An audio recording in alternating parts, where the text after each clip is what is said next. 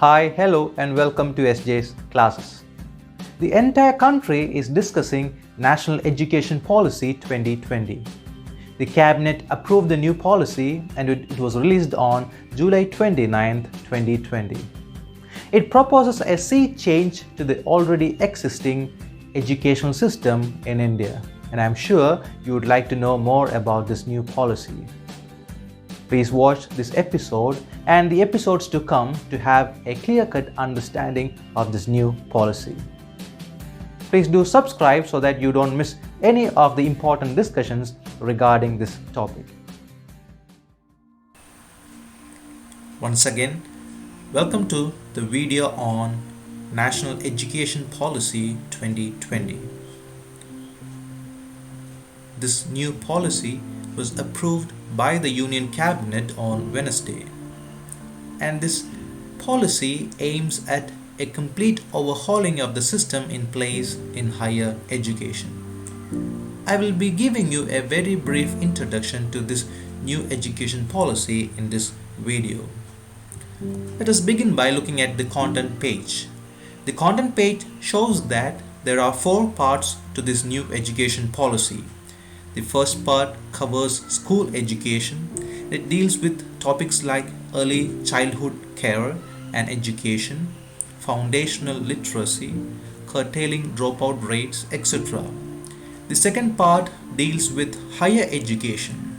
It covers topics like institutional restructuring, equity and inclusion in higher education, teacher education, etc. The third part is for other key areas like adult education, promotion of Indian languages, arts and culture. And the final part discusses how they presume to make all these happen. And they presume to do it by strengthening the Central Advisory Board of Education, by financing, and also by proposing various methods of implementation. The policy begins with an introduction to the need of universal high quality education and how this would determine our country's future.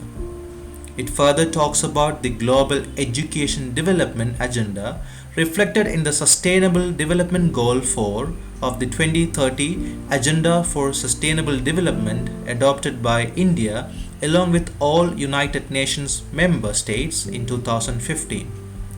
SDG 4 seeks to ensure inclusive and equitable quality education and promote lifelong learning opportunities for all by 2030. Such a lofty goal will require the entire education system to be reconfigured to support learning, else none of the goals of the SDGs can be achieved.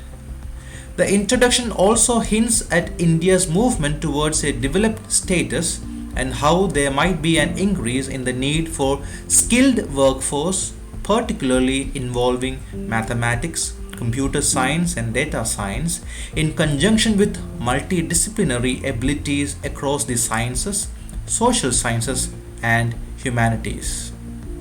This would make education move less towards content and more towards learning how to think critically and solve problems, how to be creative and multidisciplinary, and how to innovate, adapt and absorb new material in novel and changing fields. The policy also sets an aim for this country, which is to have an education system that is second to none by 2040, and it should happen by providing equitable access to the highest quality education for all learners regardless of their social or economic background. The policy also takes us through the rich history of Indian thought and philosophy. It states that the aim of education in ancient India was not just the acquisition of knowledge as preparation for life in this world or life beyond schooling, but for complete realization and liberation of the self. World-class institutions of ancient India such as Takshashila, Nalanda, Vikramashila and Vallabhi set the highest standards of multidisciplinary teaching and research, and hosted scholars and students from across backgrounds and countries.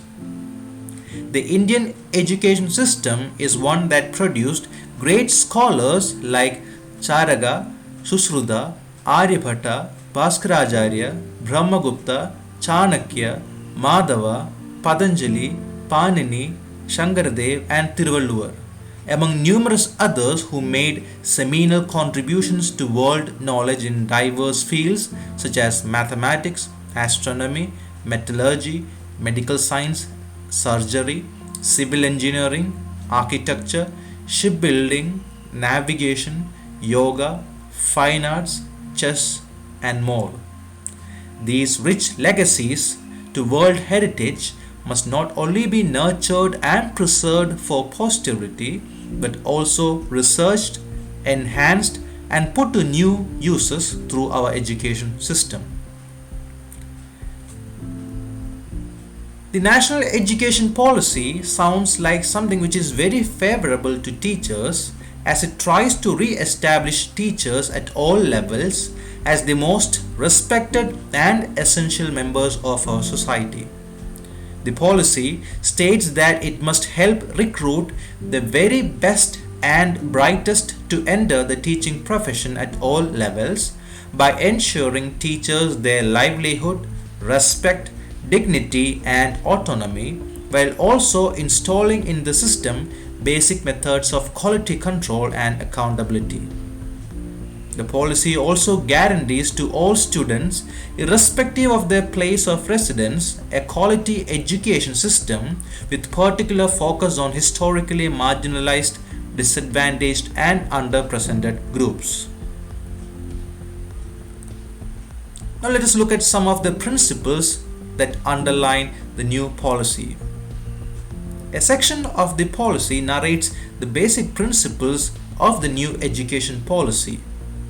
It elaborates on the purpose of the educational system and also the characteristic features of a good educational institution.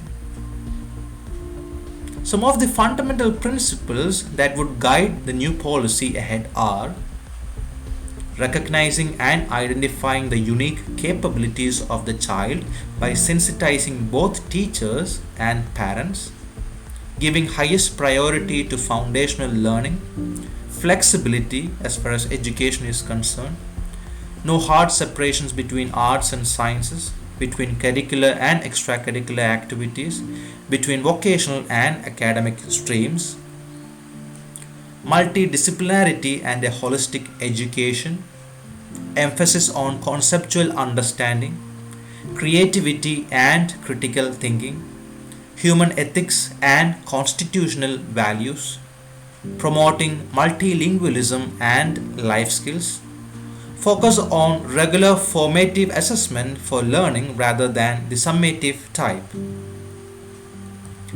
extensive use of technology, respect for diversity and respect for the local context, full equity and inclusion, teachers and faculty as the heart of the learning process, autonomy, good governance and empowerment, outstanding research. So these are some of the principles that underline the new education policy.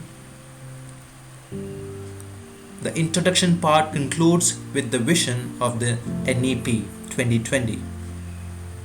The vision states, this national education policy envisions an education system rooted in the Indian ethos that contributes directly to transforming India, that is Bharat, sustainably into an equitable and vibrant knowledge society by providing high quality education to all, thereby making India a global knowledge superpower.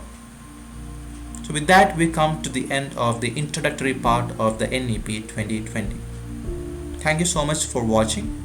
In the next video, I will focus on the first component of this NEP 2020, which is school education.